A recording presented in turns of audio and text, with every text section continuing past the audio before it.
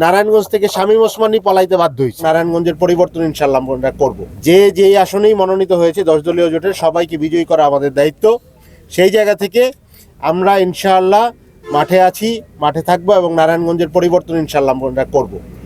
নারায়ণগঞ্জে বিশেষ করে নারায়ণগঞ্জ 4 আসনে বেশ কিছু আমরা শুনতে পাচ্ছি এবং বিভিন্ন প্রার্থীর লোকজন আমাদের নেতাকর্মীদের ডাইরেক্টলি ইনডিরেক্টলি এরপর এলাকায় পাবলিকলি বলে বেড়াচ্ছেন যে ভোট এইভাবে হবে, ওইভাবে হবে, টাকায় হবে, সন্ত্রাসে হবে।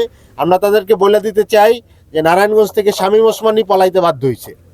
নারায়ণগঞ্জে আবার কেউ যদি সন্ত্রাস, গায়ের জোর, পেশির রাজনীতি করতে চায়, নারায়ণগঞ্জের জনতা তাদেরকে নারায়ণগঞ্জ থেকে পালাতে বাধ্য করবে ইনশাআল্লাহ। কেউ যদি আমাদের জনগণের ভোটাধিকারকে প্রশ্নবিদ্ধ করতে চায়, কেউ যদি জনগণের ভোটাধিকারকে বাধাগ্রস্ত করতে চায়, কেউ যদি জনগণের ভোটাধিকারকে হরণ করতে চায়, তাহলে ফ্যাসিস্টরা যেভাবে বাংলাদেশ থেকে নির্মূল হয়েছে, ইনশাআল্লাহ বাংলাদেশের আপামর জনতা নতুন নব্য ফ্যাসিস্টদেরও সেভাবে দমন করবে ইনশাআল্লাহ।